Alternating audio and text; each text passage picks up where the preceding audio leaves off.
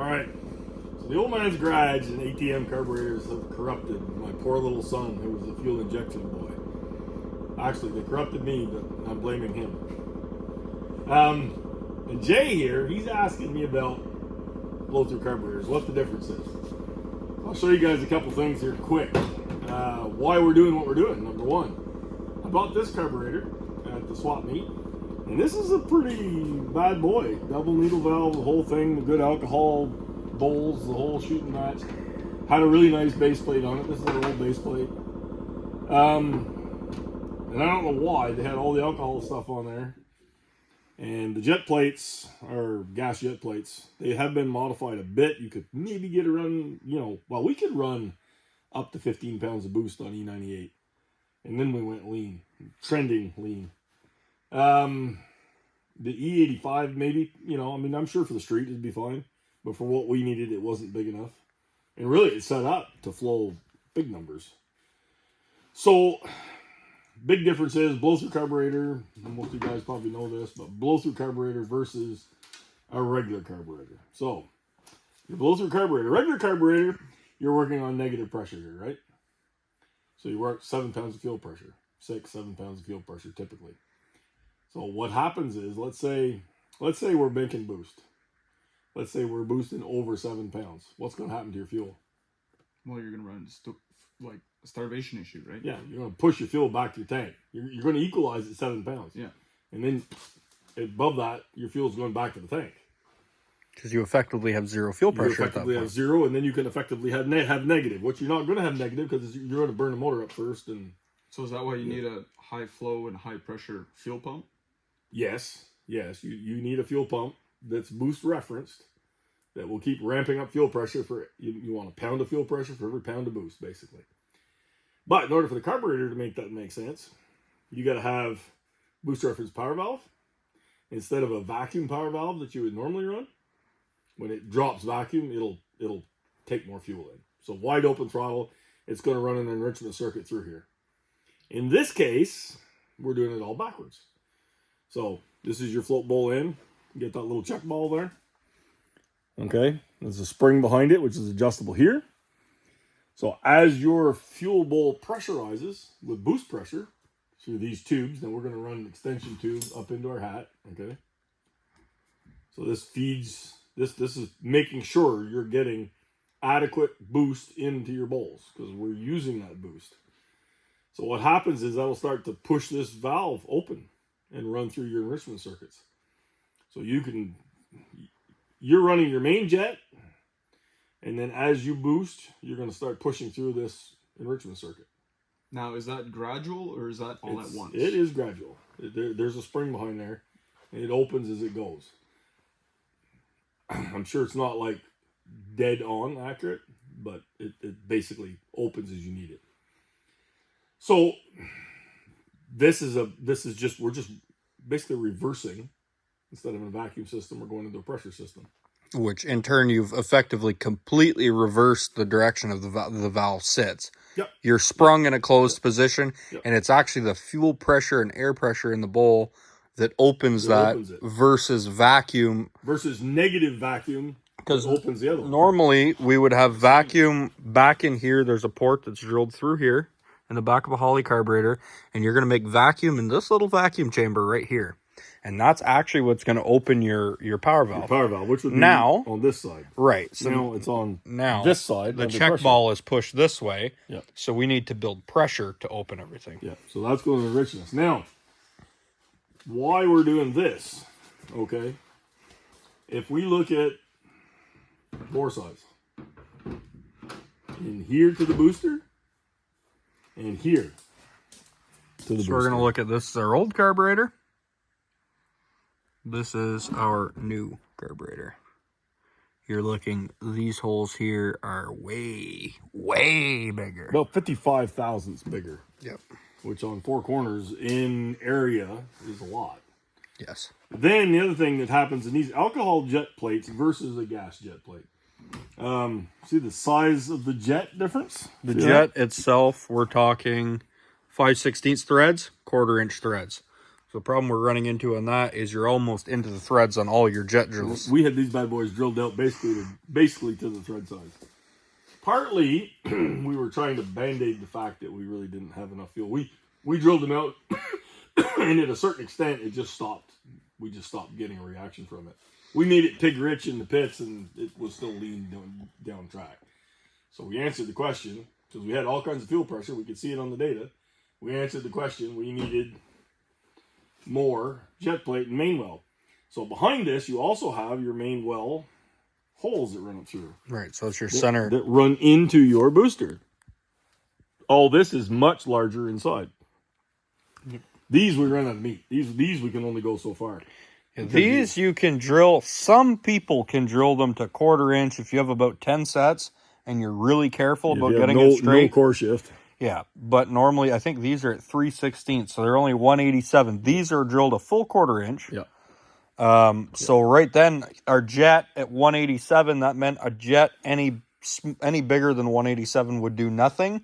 And really, it's even worse than that because the culminative total of the jet plus that power valve, because the power valve is actually drilled into the main well. Yeah. So the culminative total of those two couldn't exceed 187. You can't run enough fuel. You just run out of volume. You run out of area and can't volume. move enough. So this one being a billet instead of cast, you can drill it much more aggressively. Yeah. Also, the power valve is got more holes in it, so it can flow more. Yeah, those other boost reference power valves are smaller than these boost reference power valves. And behind it, we also have 4 enrichment circuits. Do you know what the flow rate difference would be from something like this to something like that? I know this one can run about this setup could run maybe 1,300 pounds an hour of alcohol. Okay. And this one we should be well over 2,000. I would say in the 2,000 at least range. From what guys are making for horsepower. And how much volume of fuel would you need for your boost? How does that dependent on what we run for fuel? If we go to a methanol, we're gonna need more. The E98, if we get that car in the 4s, we're probably gonna need the 2,000 pounds almost. The 2,000 pounds. Yeah. So you're pretty well using all of it. I don't know. We may be able to go more than that. I'm talking safe side.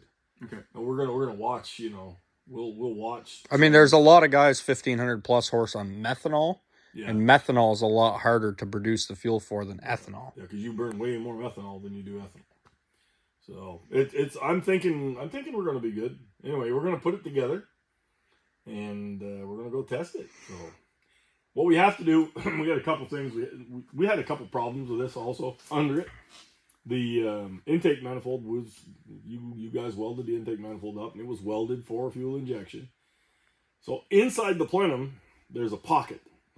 There's a hole, and the fuel was pooling a little bit, trying to start up and whatnot. The bottom of the V in the intake. Yeah. The bottom of that V would be full of alcohol. It just gathers. Yeah, so that wasn't helping us a whole lot. So we need to take the top off the intake, make a little modification in there to make it work better with the carburetor. Can we just make almost like a wedge in there? Exactly. Just weld in the bottom. Exactly. And I may make a bit of a turtle too. So we'll do it with epoxy instead of burning it up. And this is a good epoxy that everybody uses for. That's like a marine grade epoxy.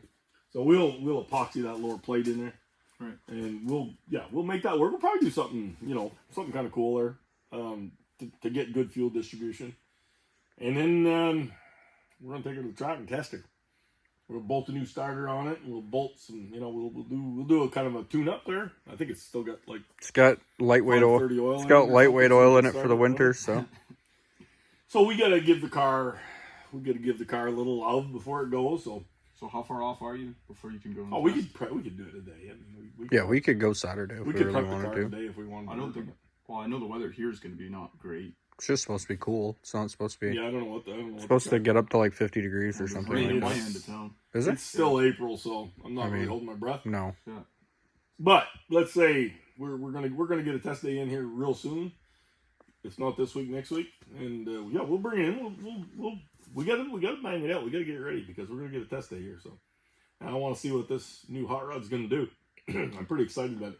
The other thing we were doing there last year that may have been affecting us is we used to take our boost reference, our fuel reference, off the intake when we were injected. We really need to take it off the hat. It could have been part of our Because trending lean. we could see a we could see a pressure difference between above the carburetor and below the carburetor. Is the theory. Yeah. So, we'll change that over and make sure we're working it out of the hat. Just because there's no sense leaving yourself a hole, you know. Right. But that, anyway, that's the difference. That's the world to blow through, and I'm learning that as we go along too.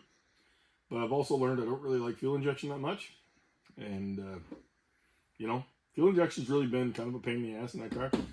Partly because we're not letting the injection run the ignition. I mean, I think maybe we're trying to run two separate systems, but not always a good idea. all I can tell you is when we went to the track with this, I felt really comfortable. I knew what to do. I wasn't chasing my tail thinking something was something that was something else because there was so many systems involved.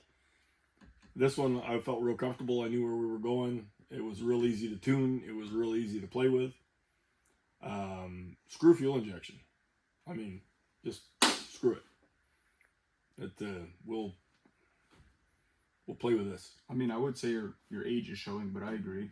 So hey, listen, I can't. I didn't say I was a kid anymore, but I'm not. I was pro fuel injection. It was my idea when we went turbo and everything to do that, and I've hated it ever since. I've hated that freaking car ever since we went injection. I used to love that car. I think that car, that's probably a good place for injection because it's does everything. It's doing spark. It's doing on the street and everything else. And look, I shouldn't say that. There's guys racing that do well, but you also see them with leaky injectors. You also see them with bent connecting rods from it.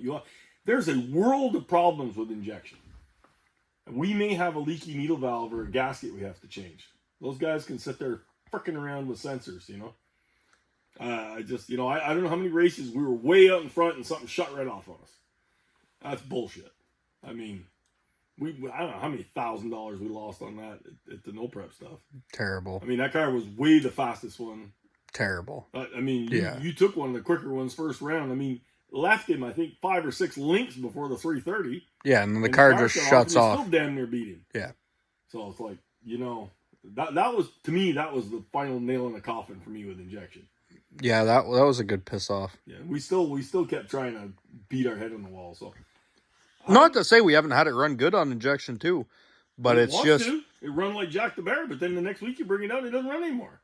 It's like you put it in the trailer, perfect. It's just it doesn't run. It turns into too hard to diagnose because you don't know if it's a spark issue or a fuel issue. Yeah. And a lot of last year we struggled with a spark issue, and we couldn't ever figure out it was a spark issue.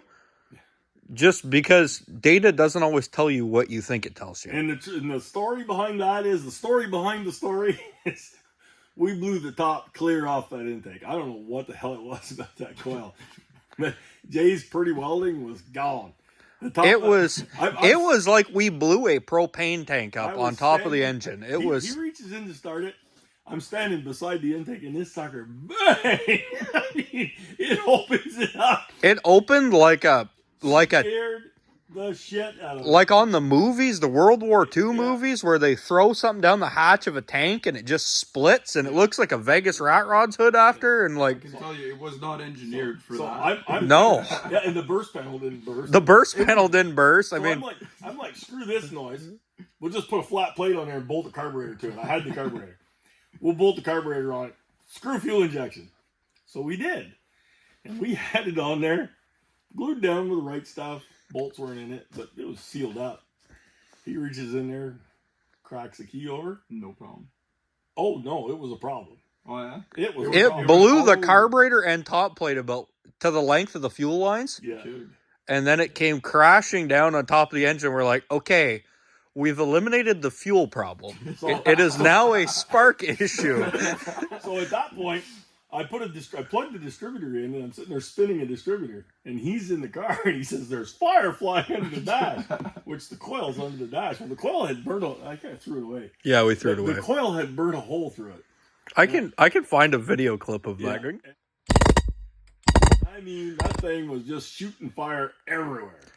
So we went out and stole the coil off my car, put it on there, everything's perfect. Boom, runs like a top. So long story short, earlier in the year, I took it to try and run it. Well, we went when you were St. with me and we Ely? went to St. Ely, Yeah. car rocked to the 60-foot, rock to 100 feet, and then the car would get to about 10 pounds of boost and it would just shut off. And like shut off like you turned the key off. Yeah. And it didn't make any sense. I think it just needed more fire. It must have been, didn't- that must have been the start of the coil failing where it would just see load and the coil would stop working. Must be around the time when it burnt a hole in it. Burnt through. Now, resistance to plug wires, that's one of the reasons why we did this. Yeah. And these are supposed to be better for that. We're going to see. That's Yeah. Again, you know, I'm taking everybody's word on that, but they do show that they have more resistance than the others. So Yeah, a little bit of resistance can be a really good thing to keep fire from arcing outside of wires and stuff like that. It's always a, anyway, and it's not so much resistance like a GM wires Yeah. and stuff. The old school resistor wires had around 40,000 ohms. These have like 700. we ain't worried about a radio on these. But a lot of like MSD wires and stuff, they've got 500 and some ohms. Like they're really, really low. Anyway, we'll see what that does, and hopefully we don't burn coils and distributor caps up as much with those. We'll find out. I mean, I guess we're gonna find out start of this year what we really get going. End of last year, we've got into testing it a bit on radials and stuff like that. We got some. If we really want to get like crazy hybrid now, since we do still have the Holly on it, we could really be rebels and run a carburetor and then the Holly on coil on plug. That's true. We could do 8 coils on that now, deal. and then of course our system is fully convertible because our TPS is in the car hooked to the throttle pedal. So number one, we still have full data. The only thing we can't see is injector flow. I mean, we can see it, but it's fake. Yeah, it'd be a calculated number. The only way we could do that and actually have it be accurate would be if we were to get it running and really tune it properly on EFI and then just run it on a carburetor and it would let us know a number that would make sense. But right now that number is fictitious. Every other number though is legit. We still have it if we want to be fuel injected because the TPS is inside the car. Oh, we can even like we're fully convertible. Right now the car had this carburetor on it. It's running on fuel injection. The carburetor is doing nothing. The carburetor is blocked off. That's why these are on there. To change back to carburetor, we simply take these plugs off, plug the fuel rails, change our regulator and a couple of fuel lines, and it's about 10 minutes to swap the car fully from EFI to carburetor. To fully EFI in just a few minutes. So all the guys that hate, like the father-son battles like we've had, like the old man and Billy, hey, this is nothing but a throttle body. That's all this is a throttle body, the way we did it. Now, we don't run an IAC, and the TPS is in the car. I don't know if anybody... Now, the really Hollywood part about not running an IAC is you got an adjustable one on the side of the carburetor. You do. Actually, and I will say that our idle control is way easier now than it used to be. But that's that's all you all you have to do. You can actually have both systems fully functional on your car. So if you're at a race and you got an injector that plugs up, and you've got a good carburetor tune ready to rock and roll, unplug that system. Just unplug your injectors, simple as can be, or let them cycle. I don't know if it'd matter if they cycle dry or not, but we unplug ours. Switch fuel lines around, switch your regulator. Now, is that all stuff that you Bob's your uncle. Did you learn all that through the season? Through, like, messing around with both systems? Or is that something you went into it knowing? We learned that. We stuck a carburetor on it, and I stood back and I looked at it, and I says, you know what? That carburetor identifies as the throttle body. Because the TPS is in the car, we can still be fuel injected. That was not planned at all. I just looked at it, and I'm like, well, shit. Oh, so you kind of learned that on the fly by just doing it. I looked at it and I'm like, well, shit, look at that. We have both. So, I mean, we have both. It's just, it's hell. If you got it, take advantage of it. Use it, Yeah, why not? So, yeah, so we're gonna have both. And I think our injectors are total freaking garbage. And personally, I think that's why it doesn't run for shit. But, we'll still have our garbage, crappy injectors in there, and if something happens, we have something happened to a carburetor that I don't have the parts with me to fix, we can just swap her over to injection and make it to the next round. And we literally can do it between rounds. Yep. So it's running on gas now. On injection. On injection, so we won't have alcohol in our injectors. And frankly, if we let those injectors pulse, they'd probably dry themselves out. I don't know. Probably definitely It would. might not hurt to put some kind of a, if they're going to sit, maybe put some kind of a mineral oil in them or something. I don't know. Yeah. But, you know, so if you do need them in an emergency, they're not stuck. I don't know. Not sure about that part yet. Again, that's a learning on the fly thing. But I don't intend to plug the injection back in, but never know. Yeah. We have no reason to, per se. I mean, I think we've been kind of putting our eggs in this basket at this point. I got come on now. I'm still now. Show us the throttle body, or it's like a throttle body. I mean, There's the throttle show us the throttle body. I mean, It's jewelry. it looks like a throttle body right now without any metering blocks on it and stuff. Well, I mean, you could use it like that. But I love this thing. It's a nice piece, you know. Nice I carb. mean, they made me nice stuff, and ATM, man. treated me really fair, like super fair. Buddy saw it on the internet. He saw a picture you shared on a Blow through site, mob. and had recognized it when I was talking to him. And I guess probably something about having fuel injection on the carburetor. I mean, I don't think everybody does that. No, and he was super fair with me. I'm trying to buy a new carburetor, a bigger carburetor, and he's like, "Man, you got a nice piece there," because he'd seen it. He says, "Just let's just do the parts to fix the one you got, because you know these are big money, and this base plate's big money, and all this stuff." So I paid doodly squat for this original setup at the swap meet. Like I got it cheap. And then these parts, I am still half of a new fancy blow through, because a new fancy blow through is $2,500. US. Yeah. So I mean, I'm still only halfway there, and we've got a really nice blow through carburetor. We got nice parts here. I'm glad to hear you didn't pay much at the swap meet, because I need this. Yeah, but you're gonna For my have to, project. you're gonna have to pay for it, because I had to pay for this. So. Sorry about that. Oh man. And your old Pontiac is gonna need it. Yeah. There we go. The carbonator has returned. Yes, sir. It's pretty. So as you can see, we're blocked off. Right now we're fuel injected.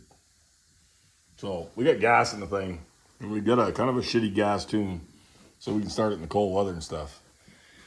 So we got to run in gas out of the system. Our new starter is now on with a 1/4 inch of shims, because we ordered the wrong starter. Apparently, somewhere in the annals of GM, and annals is the right word for it, there's a dadgum small block Chevy with the driver's side starter. Why they did that? And apparently we have a really rare starter. So I'm going to have to buy another end for it, which really sucks. Other than that, it's kind of the same deal. It seems to work fine. But anyway, we got to run this thing, get gas out of the system before we hitch up the other regulator, put her on alcohol, and we got to fire this carburetor up and see how she runs. That'll probably be a tomorrow problem, but Definitely will be tomorrow. hey, we got her set up and ready to go. I mean, I took a video of the turning before. I mean, let's do it now. She cranks with authority now. So, I mean, it's a lot better. Yeah.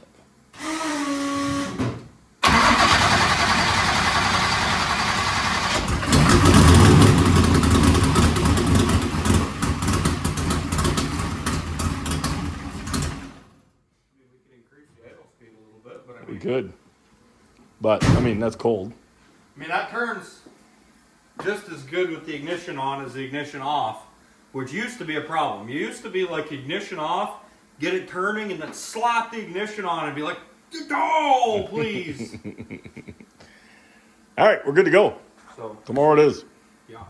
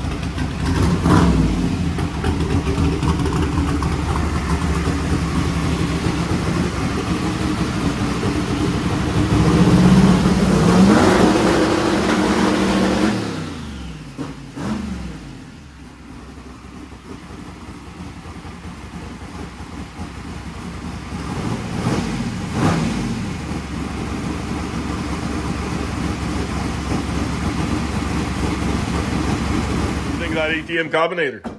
I mean, it runs better than it has with anything else. Sounded good. I mean, sounded real good. Actually, to be honest with you, for our guesstimate on Jet, we're 125s in the front and 156s in the back. We're pretty good, honestly. I mean, it's 125,000, 156,000. Exactly. It's not the same as a Jet size, but it, you know, we're doing it all by drill size. So for honestly, it's kind of, I mean, seems kind of in the right ballpark. At least. I guess we go send it. Yeah, we got to go to the track to really see what we got. But I mean, it's idling, you know, mid 12s air fuel. Sounds really good. Idle quality's good. It revs up clean. I can hold RPM, and it's like mid 11s. That's all on the gas scale, obviously. We're running ethanol, but on the gas scale. Yeah. So I mean, really, that seems about right. I guess we'll know if we go take a little drive with it at the track and just kind of. Sounds better though than Speed drive it. sounds better than the other center body and jet plates did. Yeah, I think so. So I'm pretty pleased with how that seems. I mean, if it, you know, goes. I mean, to me, we're ready to go to the track and you know, at least go drive it around and lean into it and watch air fuel. You know. Yep. If we can lean into it and it looks good, I mean, we'll send it on a pass. I mean, you can go do a 300-foot rip. Yeah. Checker data. Should pull that chute too, and it's been sitting forever. And it's probably wet. And just do a little quick check run there and kind of look at our data and then hit her. So it sounds good. We gotta stop and get some ethanol. Yep. Put the last 5 gallons in the car. Yeah. So, but I think we're good to load the pupper up. Other than alternator, we want to do alternator. So I guess we'll. Yeah, we figured alternator on it. We should be good. We're gonna tackle that, and if we can figure that out, we'll recharge our battery and everything. And maybe we could try and go up, and I don't know, some of the other guys are talking about testing maybe a bit tomorrow. Oh, yeah. If we go up in the afternoon, we could Get up early if you want to get your alternator done. at least go drive it around and, you know, just make sure it's good. And if we can make a little, you know. Be fun to bark it off a couple times, just like I say, even just short pulls. Yeah. Just to know if we're heading in the right direction. grab the old Liberty there, put a few gears in it, and yeah, just make sure all systems are a go. And I'd love to get one of those new Liberty 6-speeds for this thing. that would be very neat. I'd be cool. I mean, 5 is good, but I mean 6 is I just think it'd be gooder. I just think it would be.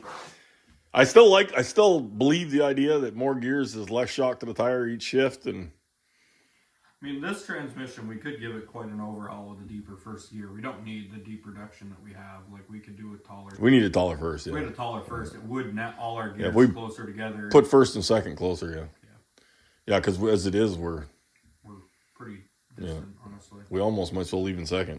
Yeah. I think there's times we would be better leaving second and let the slipper do its job. Probably so. More so. I mean, it's less clutch maintenance to leave in first. We don't do any clutch maintenance. No, that's what I'm saying. We're gonna have to do quite a bit of. I mean, everybody bitches about clutch. I know most guys have their torque converters apart, changing stators more than we have a clutch out of this thing. So it's. I'm not sure if that's something we should be proud of or not, but.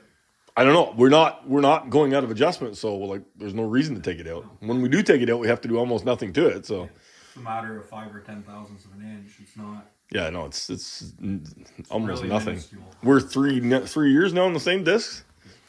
I mean, we've never even had to fucking Blanchard grind the discs. Yeah, no. We've never had to mount and resurface the discs. It's like they're just still good. No, we probably should. I need to make the adapter for considering it was used when we bought it. I need to make the adapter for the flywheel machine so we can surface the disc. I honestly think we need a new CBN cutter though for that to have a smoother finish. Absolutely. That grinding But stone. we do need to. I wish we had like a surface grinder table so we could magnet things down to it. It'd be super minty. I mean, Great. I see a lot of surface grinders fairly reasonable, but I don't think. No. But I mean, no. But I don't think that's really what we flywheel want. machine's the right idea. We just need to come up with a little bit of fixturing to better do clutch press. You could easily do a fixture for that.